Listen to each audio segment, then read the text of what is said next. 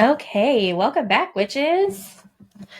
Let's talk about A Court of Mist and Fury. Yeah, book number 2 in Sarah J. Maas's Court of Thorns and Roses book series. Ooh wee. Okay. All right, so we're already off to a great start. I mean, we just came back from under the mountain. Something weird happened with Rhysand at the very end of the book. Something clicked into place for him and kind of threw him off. And Feyre was like, "What the hell is happening? Like, what is your problem?" But then, whatever, he disappears, and they go back to the spring court, and everyone's happy, hunky dory, except for Feyre. Yeah, Alice came back with her nephews. Feyre's obviously going through some trauma because of what happened. I mean, and who wouldn't? You killed people. Literally, that little prequel right before chapter 1, I wrote that. I was like, talk about trauma dreams. Do the High Fae have therapists? Like, right? She needs one. Oh my gosh. And it's only, I mean, it's such a powerful entrance into this book. It just kind of sets the mood for what Feyre is going through. If you've never had trauma in your life, lucky you. But yes, it's just the fact that you kind of know what she's going through. Yeah. So yeah. Woo. All right. So chapter 1. Oh yeah, chapter 1. I don't have anything till page 6. Same. Okay, so I love that Sarah J. Maas explores all of the difficulties that Feyre's having with the changes in her body. Yeah. Like, I feel like so often, like, even in Twilight, like, they were like, oh, she went across the room too fast. But, like, it was not, she wasn't made out to be clumsy. Explored. Yeah. And I like that she's clumsy and she doesn't, yeah, I like it. Doesn't know how to, not how to function, just... Right. It's new to her. Because the Fae are so graceful and, like, that's something... She's just clunky. Yeah, she wasn't graceful in her human life, and she's still not graceful, and I love that. So on the same page, I wrote a lot about Tamlin. Oh god, Tamlin. In the first few chapters, just because he's my problem right now. Oh, he's everybody's problem right now. What the hell? So Feyre is struggling with nightmares. She believes she's back under the mountain. Her room's not very open, so like when she wakes up, she thinks she's in the cell. So she has to like calm herself down and kind of come out of that dream. And it's like she wakes up every night constantly like throwing herself into the toilet and like getting sick and just crying herself to oblivion. And it's like Tamlin didn't stir, and it's like, well, and she even says that like she thinks that he knows that she's waking up, but like he doesn't say anything. And it's like it's her own like little, he doesn't want to bother me because I know he's going through the same thing. And it's like, it doesn't matter, like you should still check in and it's support like each other. Like, and it's one of those things, like if it's like a subtle change and it's hard to notice, I can get that. But it's like she's waking every night violently ill, like, yeah, and crying, and I puff up when you cry, so like there's going to be real big changes to that. And it's like she has anxiety or PTSD, and he just isn't even bothered. Right, like he just doesn't, almost like he doesn't care. Like, yeah. And then, I mean, I feel like he, in his own weird way, shows that he cares by being super freaking overprotective and annoying. But like, I feel like that's just going to be worse because she was essentially a prisoner. Right. And now she basically still is. Right. Yeah. I got something for page 7. I also wrote on page 7, I feel like they're making the Night Court out to be like this terrible, bad place. And like, I feel like that can't be entirely true. Like, I feel like if that were the case, like more and more people would know about it. Like it wouldn't be such right. I feel like Tamlin's just got a personal vendetta. Yeah. So, well, it's like, first of all, I don't understand why he's such a dick about it to Rhys, because I feel like they were friends. If I remember correctly, they were like friends once upon a time. And Rhys didn't do it. Right. His family did. Like he actually, I think, well, it was Tamlin's family, right? Yeah, Tamlin's family attacked Rhys. Yeah. And his, well, not Rhys, but like family. His mother, but his like family, yeah. Yeah.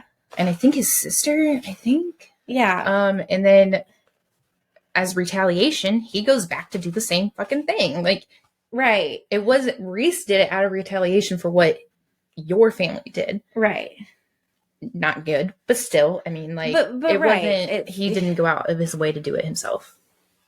First. Just, ugh. Yeah. And here's the thing. They also, in this part, they start talking about, like, she has her tattoo, and she goes, I hope, like, it's been 3 months since they got back, and it's something along the lines of, I wonder if he forgot or something. And I'm like, listen, he didn't forget. If he can talk to you and, like, tell you and send you feelings based on, like, what's going on under the mountain, he can see what's happening. Right. He's, like, connected to you. There is no way he forgot. Yeah. Like, he can literally talk and give her senses. Like, yeah, that's not a thing. And then that's what I wrote on page 8. I was like, yep, that's the healthy way to handle it. Don't talk about it. Just bottle that shit up. Yeah, that's what I put too. I feel like to heal from trauma, you need to acknowledge that it happened. And that way you can kind of filter through the feelings or the events of... Right. Feelings don't go away. You have to feel them. People. But whatever. I mean, they're not therapists and whatever. I know. Oh, and then the next thing I have is for chapter 2. Same. I said eye roll. Literally wrote down eye roll. Again, here we go. Tamlin's telling Feyre not to do something. Shockingly, she listens this time, but, like, I feel like the only reason why she listened is because she's depressed. Yeah. I feel like she doesn't have the fight in her anymore. Right. She left all her fight under the mountain and just, like... Here's the thing. This bitch took down a horde of different people. Right. She faced... that giant worm. Yeah. She not necessarily attacked Amarantha, but, like, she stood her ground in front of a scary-ass bitch. Like, she doesn't need an escort. No. Like, if you're gonna... Like, I can get it if you want to, like, send somebody with. Right. But, like, completely deny it because there's not at least 3 people to whatever. Send one. And if he can't do it, send Lucian. Well, and, like, she caught the Shuriel. She fought the Naga as a human, as a mortal. Exactly. And now she's got these heightened senses, these heightened, like... She's speedy. She's fast. She's stronger. She's, like, basically, not that she outran the Naga, but she was really good at running away. Yeah. Like, and she killed, 2 or 3 of them? She killed, at least 2. Yeah. Because she saved the Suriel's life, and then she shot one in the eye, and then she shot another one. Yeah. On the way, running away. Yeah. Right. Yeah. Whatever. So, but yeah. And I have the biggest pet peeve. Okay. So they're in this part, we're learning about their wedding. So Tamlin and Feyre are getting married.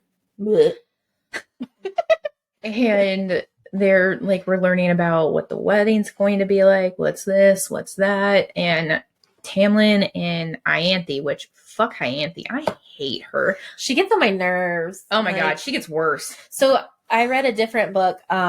It's called For the Wolf. It's actually up there.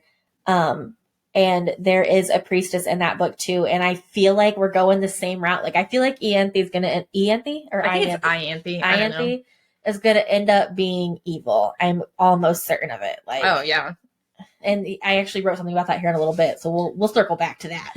Yeah. I mean, like, Feyre's being being fed bullshit, essentially. Yes. That it, like, they're saying that you have to wear something to prove, like, I have to wear dresses. I have to look like the blushing bride. Yeah. I can't wear this tunic. I can't wear pants because it sends a message. No, it's called, like, just being practical. And being herself, like they're not changing and they're forcing her to change. Yeah, they're not allowing her to be herself. They want her to be some pretty princess sitting on the throne and doing whatever they want. That's boring. And when has that ever been Feyre? Like, exactly. That's not who she is. So if that's who you're in love with, Tamlin, you're not in love with Feyre. Like, you're messing up. But imagine planning a wedding in the spring court, like where it's always nice and there's like babbling brooks and all the flowers and it's beautiful. I don't like spring. I do. It just makes with my allergies. I'd be like allergy puffed up mess. Oh in yeah, the flowers spring court. everywhere. Yeah, No, but I'd just be imagine how miserable. gorgeous it would be. Like I feel like it would be like Yeah. a Disney wedding. Like just I feel like, I mean, I'm moving to South Carolina and they have like a garden there called the Magnolia Gardens. And I mean, it's literally like just a big plantation. Very, very pretty white, I guess, estate. And it's just covered in, not the building, but like around the grounds are covered in just flowers. And when I visited there, I was like, oh my God, this is gorgeous. And there's like a lake and you can like walk across it on a bridge. And I was like, man, that's pretty. So whenever I was listening to or reading how they were describing it, that's what I pictured, was like that specific garden. Yeah. So like yeah, it would be very, very pretty. It wouldn't be my style. Yes, there we go. But it would be very pretty. Yeah. And then on that same page, they're talking about the winter solstice, and Feyre is just bitching about it and about how annoying this grand feast is going to be and how she's just going to have to play a puppet. And I'm like, shut the fuck up. Like, I literally wrote, shut the fuck up, Feyre. The winter solstice sounds awesome. It really does. And I kind of wonder, like, I wonder why. I mean, it's also her birthday. Yeah. So, like, maybe it has something to do with that. But no, it's totally. But she also was like hush hush about her birthday. Like, she doesn't tell anyone it's her birthday. Yeah, I don't know. I think it'd be fun. I just would not like to enjoy it with the people I would be with. Right. Listen, I can't get over how much I hate Ianthe. I can't get over how much literally the next thing, and I'm pulling up the page now to see why I wrote it in this particular part, because there are so many reasons to hate him. But I literally wrote page 11, I hate Tamlin. And now I'm looking at it because I'm just like, why? Oh, it's when he's like, it's not safe for you to go to the village. And like, ugh. It's like not safe. Like, you're going to be there with me. Well, that, and like, when has it ever been safe for you to lock her up and keep her hidden? Like, she continues to prove that that's a bad idea. Right. Like, I just don't understand. Like, you tried that before. She met Reese against probably your wishes. Mm-hmm. She did X, Y, and Z out there. She went and caught the cereal. She encountered the Naga at the same time. Like, right. Because you were locking her up. I get it. You couldn't say anything because of the curse. But, like, wait, they can't say anything. Could they write it down? I don't know, but regardless. Technicality. But he couldn't tell her all of the information because of the curse, but, like, he didn't have to keep her locked up. Oh, she couldn't read. Never mind. That wouldn't have worked. Well, then help her learn how to read. Right. There's just so many things that I'm just like, really, Tamlin? Like, just fuck you. But then, on page 12 to 13, they talk about how she can't have like the, what is it called, a halberd, the thing with all the weapons in it. Yeah. Because that Baldric. Because that would freak out the civilians and it would look like they were preparing for war. Well, like, you fucking are, so I don't know why we're pretending you're not. Well, at this time, we don't know. Oh, my bad. We don't know about this yet. Second of all, like, just that part irritates me. But then I love that, like, she refused to not carry the dagger that Lucien gave her. Like, she carries it anyway, and he gave her, like, a badass bejeweled, like, bedazzled belt. Like, if you're going to do it, you might as well be in style. Yes, I fucking love Lucien. Like, he's my favorite. Oh, man. He's still my favorite. Listen, page 15. Oh, I have stuff before that. Okay. On page 13. The other one was just Ianthe. I hate Ianthe. Mm-hmm. I hate her so much. Oh my god, I just hate her so much.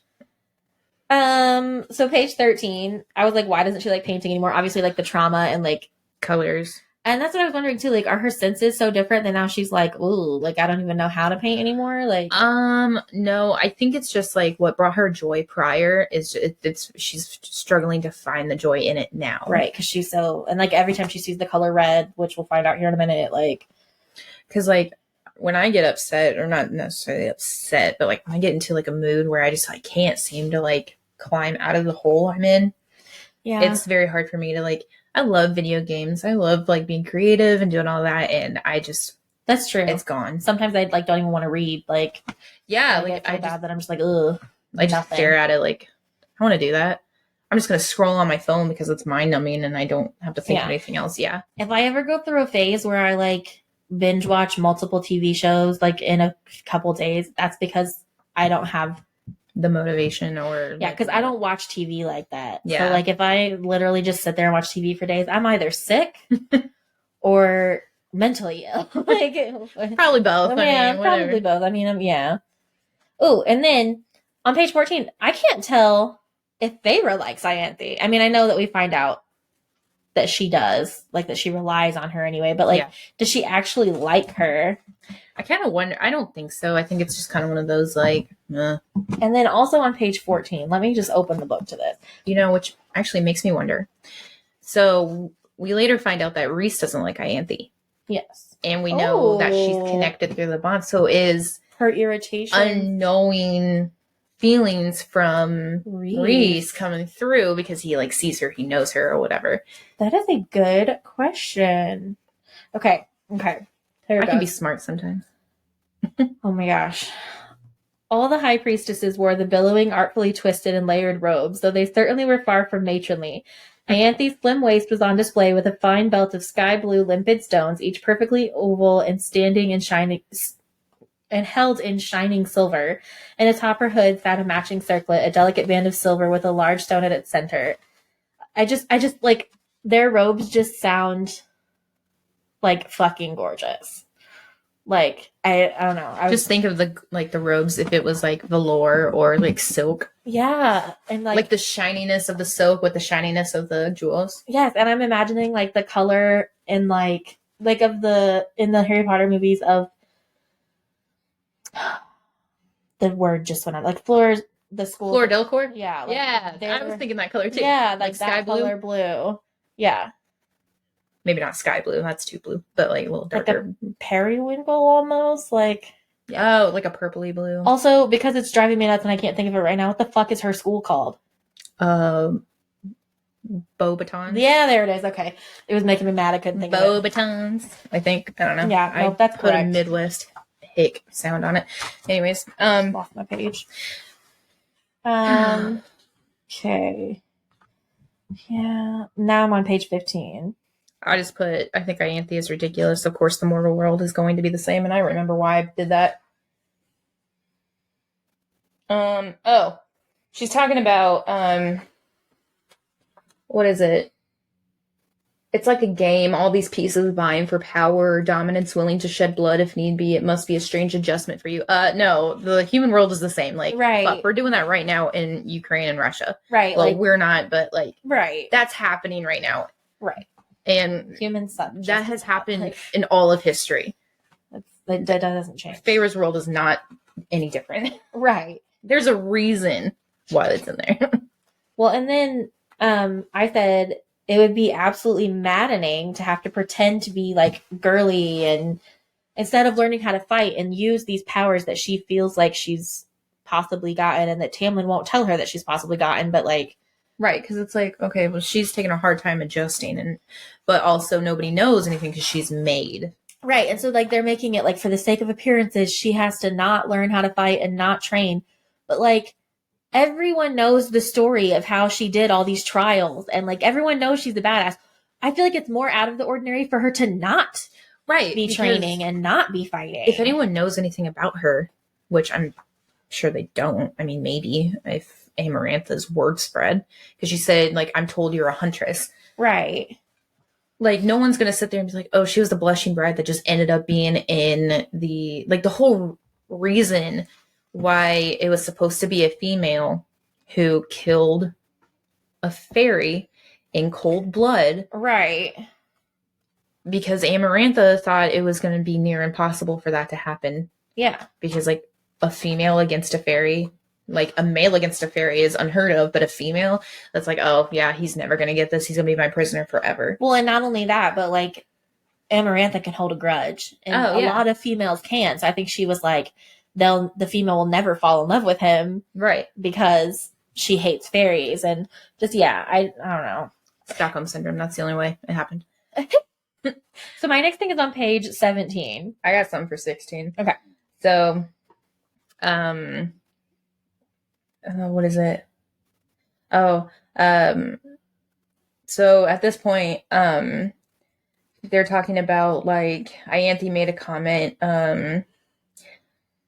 She's like, we're old and cunning and enjoy using words like blades and claws. Every word from your mouth, every turn of phrase will be judged and possibly used against you, as if to soften the warning. She added, be on your guard, lady.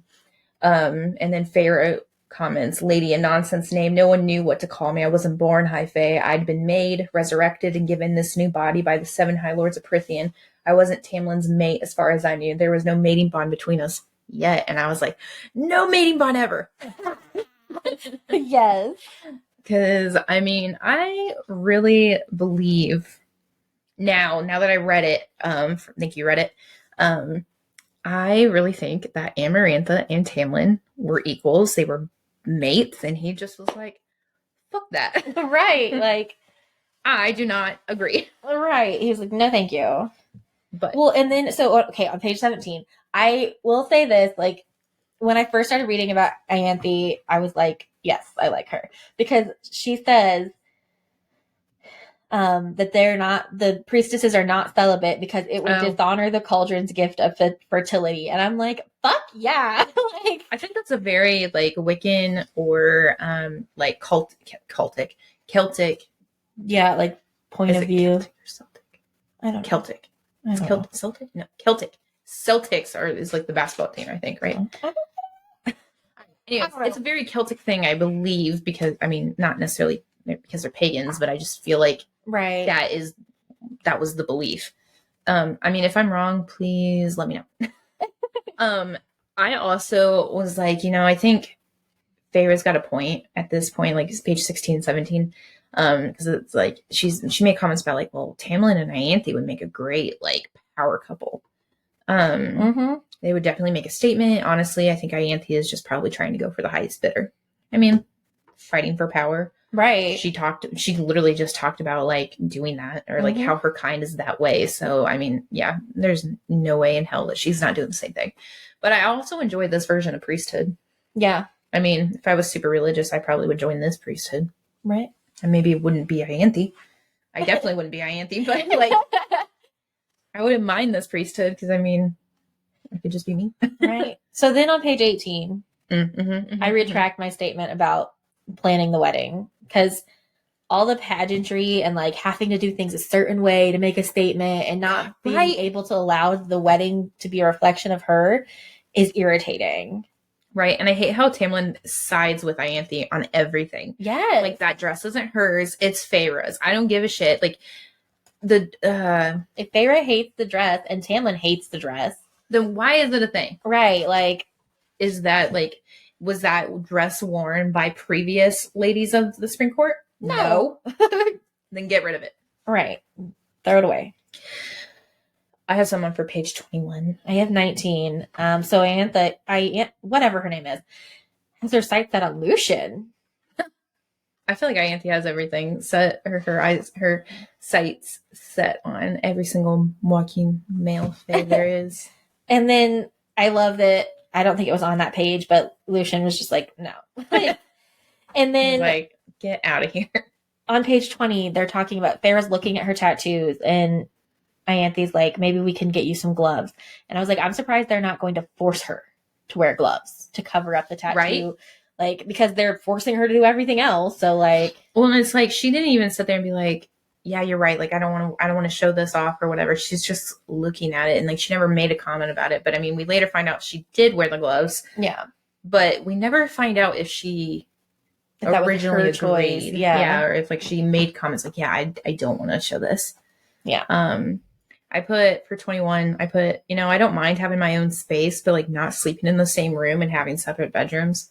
That's just not for me. I feel like that's I'm not, like, intimate in the sense, but, like, that's where you can relax. That's where you can snuggle. Mm-hmm. Well, and that's, like, so Brittany and I have our bedroom that we sleep in together at night. Like, but then we each have our own space as well. Like, I have this room that we're in right now, and she has a room across the hall that's her, like, game room office.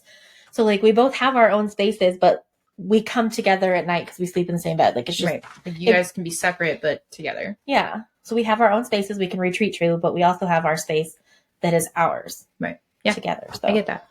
I agree. But I feel like that's a very like Regency and prior, honestly, type of thought process. Like even in the Bridgerton books, I was reading the Bridgerton books, and like the mom always had her own room, or the wife always had her own room, and like the mom or the wife's room couldn't be on the front of the house, like facing the street. It had to be on the back. Yeah, it was just weird. They had weird rules. So I've always questioned this, and I think I questioned this like the last book too. But like, I want to know what time period we're in. Yeah, because the like, we'll later find out the Night Court just sounds so much more modern. Yeah, and then because like they have apartments, they have like buildings. She has like a pool that's her bathtub on the side of a mountain. Right. Like that's a very modernized, like the infinity pool. Like that's modern. And Tamlin is just Tamlin's place, man, is like that country cottage with an outhouse in the back. Right. Like, although he does have flushable toilets. Yeah, see, and that's what I questioned. I was like, well, wait. Like, because forever, I always thought, I was like, okay, this is set in like the 600s or like this very early, like 1300s, kind of like King Harry VIII? No. Henry. I was like, wait, something's not working. King Henry VIII. Like, that time period. Yeah. That's what I'm thinking when I read these books. But then when I saw that, like, I just flushed the toilet, I was like, huh? What? You did what?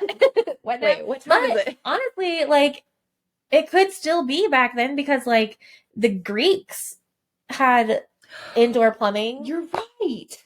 Like, way before. Not that they were, like, flushing, but I mean. But, like, it is a flushable mechanic. Yeah. Oh, so, all right. It could be. Thank you. See, this is why I brought it up. My mind is now at ease.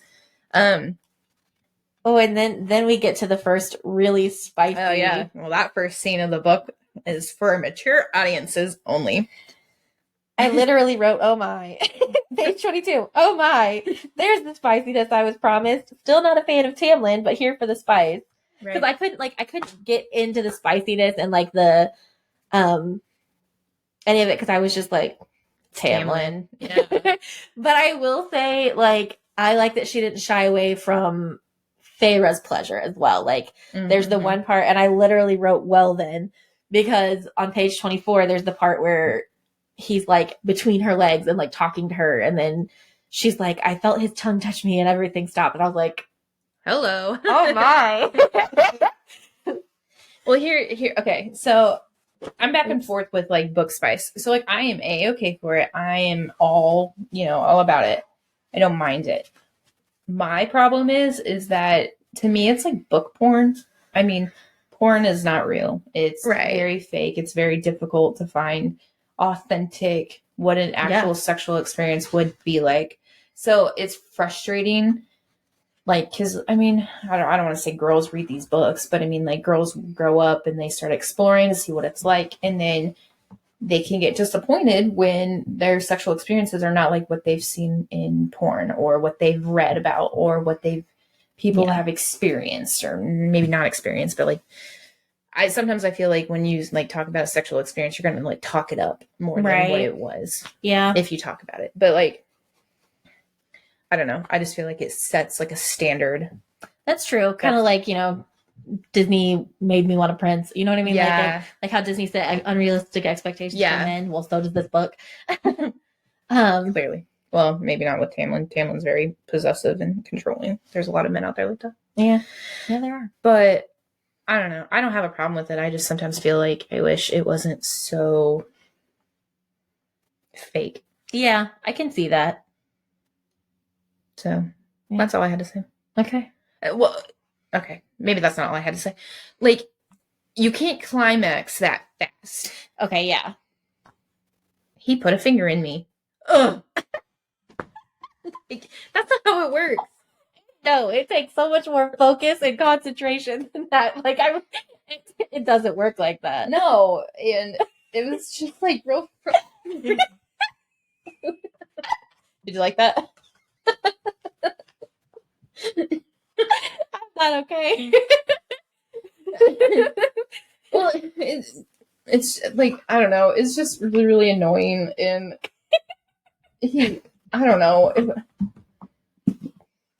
There's a section part of this sex scene essentially that I can't find, but I mean, literally it was just like, he did this or he did that and he blah, blah, blah. And my whole body raked with pleasure. And I was like, it's been like 3 seconds. What? Right. Oh, and okay. He looked up from between my legs and I almost climaxed at the sight of it. Like, no, you didn't. Shut up. Like, women are going to be like, men are so good in bed. They're going to do this and it's going to be great. And it's like, listen, sometimes women can't even do that to themselves. Right. Like, like if you can, you're faking it. Like, that's coming from a medical person. Yeah. I mean, I'm not medical, but like, yeah, I ask a lot of questions, so I can't even. But yes, I hear you with that. That's a bit much. That's all I have to say about that. Anyway, that's all I have for chapter 2. Me too. Chapter 3. How have we only been through 2 chapters and we're already 30 minutes in? Goodness gracious. Oh God. Anyways, be prepared, guys. Page 27 is what I have. I have page 26. I love Lucian lied to Feyre about fighting the Naga. And when she finally gets him on his own, she like pushes him. And I'm like, I love their relationship. Like they're like a brother. That's what I wrote. Siblings. It's like, you didn't tell me. I thought you fucking trusted me, you dick. And then right. Just punch him. Yes, I love it. Oh, God, yeah. 27, I hate Hamlin so much. Like, why didn't he just tell her? He clearly hasn't learned his lesson from the last book. I really struggle to understand why Tamlin thinks keeping Feyre in the dark about everything is a good idea. Hasn't she more than proved herself? On page 27.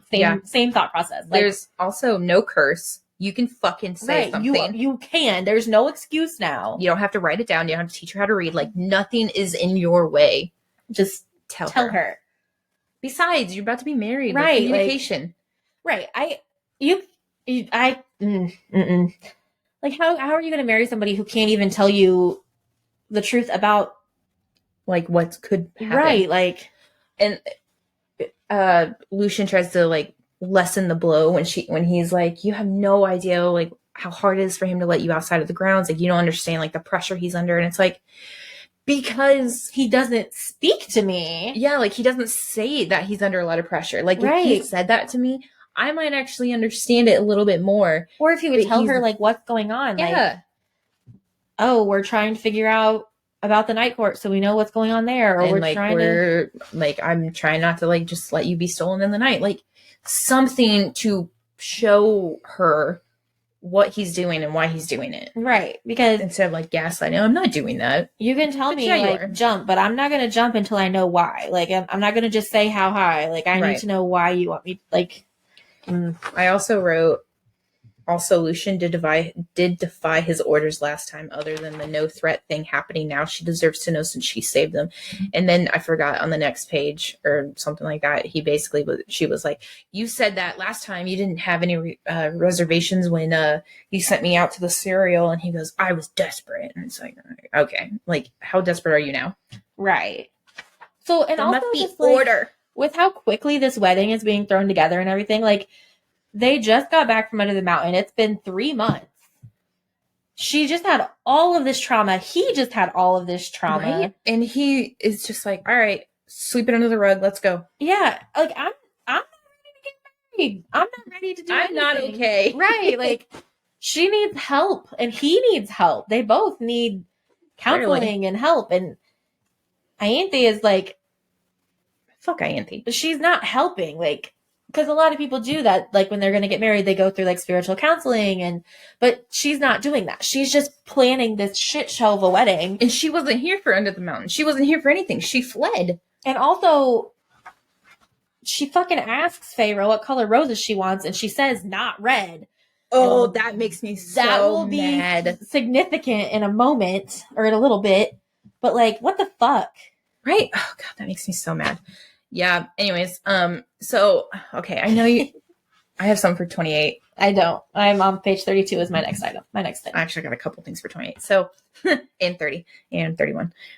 So, okay, this is where my dislike for Lucian comes in. Okay. I know you really like him, but it's like the comment about what human women want. Most humans are terrified of Faye, so like I don't get where he's coming from with that comment. So he made, at this point, he was like, well, isn't this what all human women want, to be married off to a High Lord and be taken care of for the rest of their life? And it's like, how do you know? You haven't even, like, this is the first human woman you've talked to in like 500 years. So I was wondering If that, actually, because Yeah. he wasn't, not that he wasn't born, or well, yeah, he was born, he just wasn't old enough. Maybe he's never talked to a human before, ever. Right. Although, Well, I was wondering if maybe it was like he had heard the stories of about the children of the blessed and was like, this is what they all want. well, that's what the children of the blessed want. That's why they are Psychos. called children of the blessed. That's not, they're not called, you know, human God, they have Yeah. another name. They're psychos. Yeah. I mean, I Yeah. guess we know who they are now, so it's like it doesn't matter. Like, they are okay. Yeah. But at the time, they were psychos. Anyway, They're still psychos. true. They're the, what do we call them? Extremists. Zealots. Is that what Zealots. we said? Because it's not, because we thought it would be zealots, but it's zealots. Zealot. Watch, we're wrong. Anyway. Also, the Tith is, if that's how it's pronounced, is horrible and so old school. It's a very archaic thing. Yes. Like, this is why I'm thinking like he's like I mean, Henry VIII. It's like taxes, but like gross. Right. And it's like, okay, I get it. You have I have a taxes. lot to say about that. Yeah. We'll chapter bring 8. it up. Anyways. So page 30, secrets can and has killed people before. So like the secrets that they're keeping now did not do them any good whatsoever way back when. So you not owning up to your mistakes from before, history is going to repeat itself and you're going to be fucked. Right. And I just don't understand, like, if you're really going to marry her, then do you not trust her? Right. Because if you're going to marry her and you trust her like you should trust your wife, then I don't understand. Listen, Reese has had no reason whatsoever to trust Feyre. Has had nothing other than she could save us. Other than that, no trust. Like, he's had no other reason to trust her. He has told her and showed her the fucking wings that was even kept secret from Amarantha due to fear of losing them. Yeah.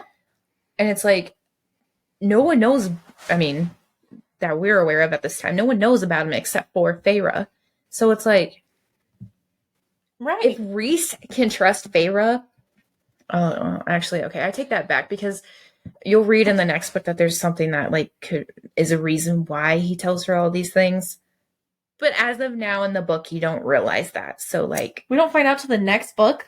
Yeah, there's like a section. Oh, okay, like there's like a section where he just like, it's, I swear to God, like a whole chapter, and it's just him talking from the get-go, like his feelings, and it's like, Oh wait, I already figured it out though. yeah, well, okay, well, we find out about the bond like this book. Okay. You find out more about it. Okay. Actually, I don't know. This book is big. It could be in this book. I could be getting my books mixed up. Okay. I don't know. Anyways, back to the point. He needs to trust her. Agreed. So next thing I have is page 32. I got 31. Okay. I wonder if Tamlin told the townspeople no to letting Feyre help. So at this point, like, he actually allows Feyre to leave. Oh. And the townspeople are like, no, whatever, We don't need Cauldron your Blessed, help, whatever her yeah. name is, like, you've done enough. And it's like, yeah, you're right. Like, you've done enough. But also, like, let me help you a little bit more. Right. Like, And they're just like, no.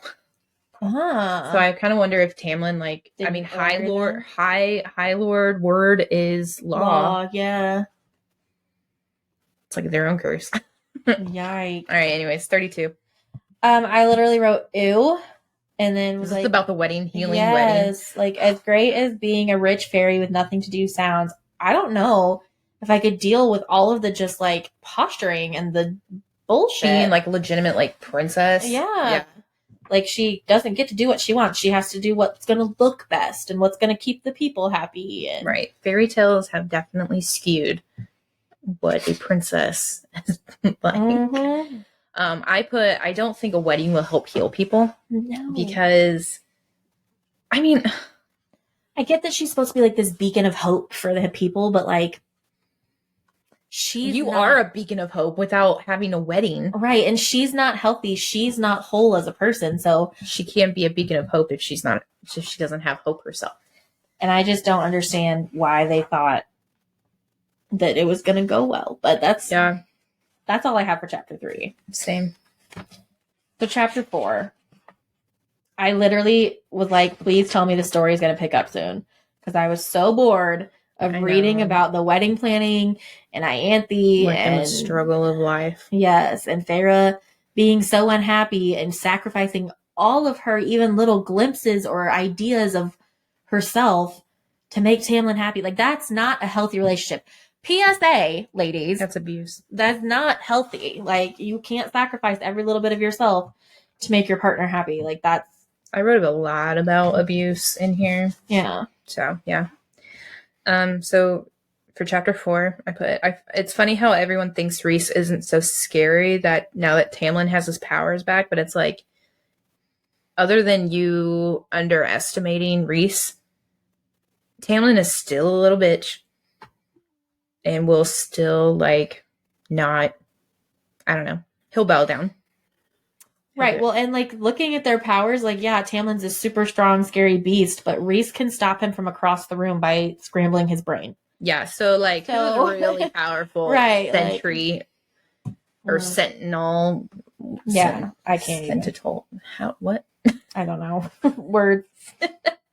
Anyways, I got page 38. Page 37, Feyre was just talking about like her headspace and everything, and like she is not in the right headspace for it to be the night before her wedding. Like, right, she's super depressed, and I don't understand why no one realizes. Yeah, and or maybe they just don't care, I guess. Exactly, that's what I was thinking. I was like, I feel like, I mean, someone's got bags under their eye. Like, Rhys knew, other than like through the bond, like just looking at her, he could just be like, you were tiny. Right. Like, you've lost weight. You look like shit. Are you okay? No, I figured. Okay. You look like shit. I put, there's talks about making others happy before you are happy. And it's like sad because this is often true in real life. Like, we put what makes others happy at the cost of our own. And we're called selfish if we deny it, because like we want to work on ourselves. And like I know how she feels. When I first read this book and I was seeing that, and I was like, man, I feel like I'm putting like everybody's happiness before me. And I'm always like, there's always like a problem or a reason that I just like can't overcome to meet what I want or like what I need. So, I mean, this book really sent me through the freaking ringer of emotional feelings and mental health issues. Better now. However, like, I get it. Because, I mean, not that I come from a family of givers. It's just like my mom was a nurse. She was a caregiver. She was very giving. She put her time and effort elsewhere. And like, she was the epitome of success. So like, watching her give her all to everybody and none to her, like, not toxic in any way. I mean, it's nice, but also like having that healthy balance of self-care is very, very important that I never actually got to witness or see daily. So like, growing up in essentially that kind of, mentality, you don't ever realize anything. And I sit here and I apologize to everybody. I'm like, I'm sorry if I'm acting like this. Like, I'm doing this or I'm doing that. And I have very supportive friends and like boyfriend, and everybody's like, no, that's not selfish. Like, that's called self-care. Like, that's this, that's that. Like, and even my therapist said that to me. And I was like, oh, it's legit. My therapist said it. I trust her. Thanks. So I know. And everybody's like, we've been saying that forever. And now like, here you are. And I'm like, whatever. No, I really do feel like, though, this book, like reading these books, like kickstarted your journey to like being your true self. Yeah. Because like you did get really down reading these books, and then like I had to take a day off from work. You really did. And I think that it made you realize, though, that like reading about Feyre and her struggles made you realize that you were doing the same thing. Right. I mean, we're both in public education, so we're both struggling somewhere somehow. Well, and we're both givers and helpers and fixers, and right. Like, and it's so, and we don't get or anything back. Right. Like, you get the satisfaction of helping a child. And it's like, do I? yeah, I don't even see the progress that these kids make because like one little thing skyrockets them down to the bottom of the tower. Or the state has laws that are tying both my hands and one of my feet behind my back, so I can't teach them what they actually need to learn. Right. I have to teach kids who don't know their numbers biology. Yeah, somebody screenshot this and put that quote on it and send it to all of your lawmakers because it's ridiculous. That's sad how true it is. Also, and you're like you teach junior high school. Yeah. Also, shout out to all of our listeners from other countries. American public education is a shit show. Shout out. And if you have the same similar whatever, I'm sorry. I don't know if you have the same struggles. But I mean, whatever. Anyways. Okay, so page we digress. Let's get back to this wedding. Speaking of shit shows. Right. Page 39. We hear about her, like, she finally describes her dress. And if anyone has ever watched The Labyrinth with David Bowie and Jennifer Connelly, there is a scene when they have like not a ball, but like a dance, like a masquerade ball kind of thing. And she has like this skin tight, like bodice, very, very poofy, like an 80s wedding dress. Yeah. I swear. I mean, I think it was made in the 80s. Like a poofy, like arm sleeves.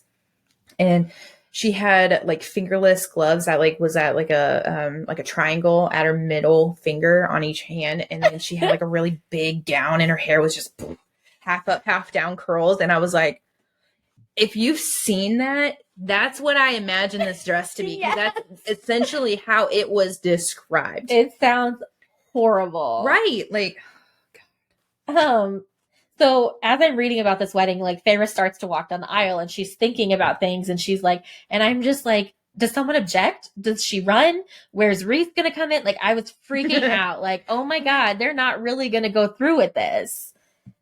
And then she sees the red roses. Oh my gosh, yes. That is a monstrosity. That's what I imagine it looking like. For those who don't watch the YouTube, I just showed a picture. I really need to, actually say what I do.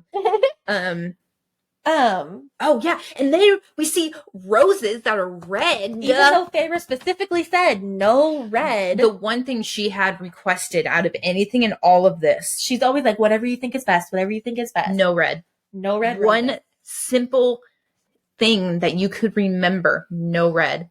And what not does only this bitch are there do? red roses, but they're mixed in with the white, so they look like blood droplets. Like, I feel like you were doing this on purpose. Like, I almost feel like she was sabotaging her. Exactly. Oh. And then I think they can't do anything right. Then on page 42, as Feyre's like freaking out and like I don't know if I can do this. Somebody help me. Somebody rescue me. Yeah. As she's like almost to the altar. Literally on page 42, when Reese shows up, I said, oh, thank goodness. Because I was like, we can't really be going through with this charade. Right. So I wrote a couple things for 42. So I wrote like, oh God, finally Reese to the rescue. Like I'm sick to death of hearing this bullshit. But whatever. Anyways, I also wrote, I really like how Sarah J. Maas like was able to describe what a panic attack is. Yeah. Because it's like there's a lot of people out there who have no idea what a panic attack could be. I mean, they're all feels like. Right. Yeah. Like they're all different. And I mean, I don't know if like she's ever had a panic attack or if she suffers from anxiety or something, but like it's just her description of how she like is sitting here freaking out over her decision. Like, is this the right choice? Is it this? Is it that? I was like, man, that's how I feel during my panic attacks. Because I don't know, but it's like, because you want to get out of that feeling, but you can't breathe. You feel like you're trying to call for help, but like no one knows what to do or how to do it, or even they can't even tell that you like need the assistance. It's very hard to describe to people who don't understand. And I just really like how she was able to talk about it and like give it life. And I was like, man, that is exactly. Yes. So like, she says, so many eyes, too many eyes pressed on me. The fading sun was too hot, the garden too hedged in. I saw a meme the other day that said, I don't know, have recently learned that there's a potential I have a sensory processing disorder. And I don't know how to explain it sometimes, but sometimes, like, for example, I told this story just the other day to my mom. I was laying in bed reading my book one day, and I yelled at Brittany, and I was like, your watch is ticking. And she was like, yeah, that's what watches do. And like, keep in mind, these were like 10 feet across the room from me. And I was like, no, like, it's ticking really loud, and I can't focus. Like, I need it to stop. And like, sometimes my toes don't feel right. Like, they just don't fit in my shoes, or they're too close together. And right, you're just I just, yes, like, there's just a general discomfort. I get that. Yeah, I totally get that. Sometimes I like lash out at Will, and he's just like giving me this look, and I was like, ooh, sorry. I know that probably wasn't right. I'm gonna go with it because I don't show emotion, but you're pissing me off. It's really not your fault though. It's just that my shoes don't fit.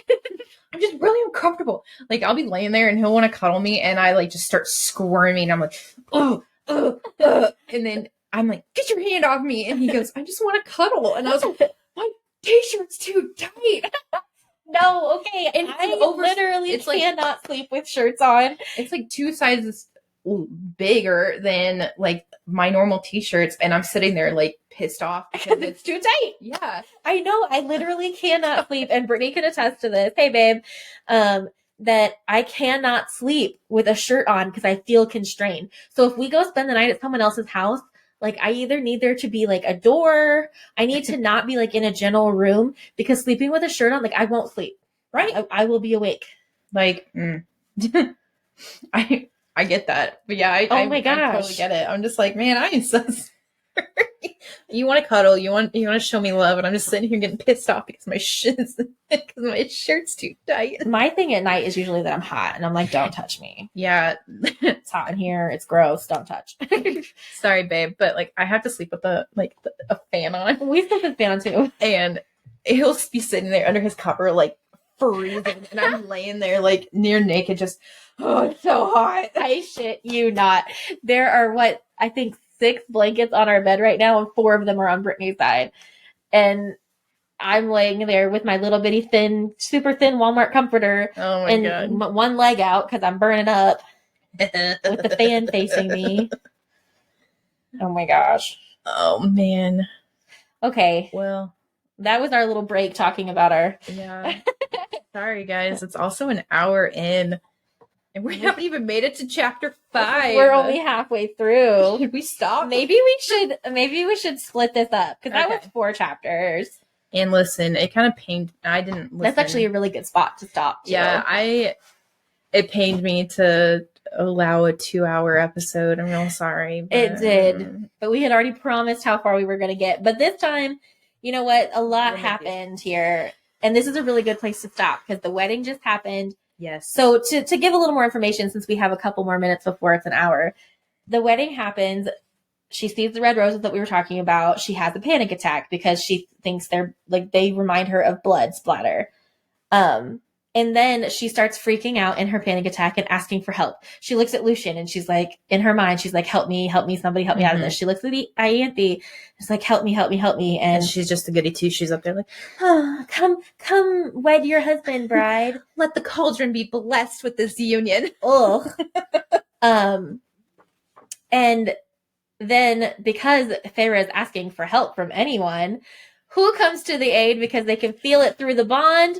Reese! Yes! I'm so excited. We finally get to hear about the night court. Yes. Because we kind of already have like a description about what it was, because when she was stuck in the last book, when she was stuck in the cell, she was like, I can't remember. No, she was just trying to save herself from going down like the deep dark hole. And this was after the bond, but like she started imagining like home in a place. And what we find out is, well, you don't find out it then. I let it go. But what you find out is that she was actually describing the night court, which is what we'll see next. So, yes. Woo! Okay. Hey, yay! See you next time. Bye.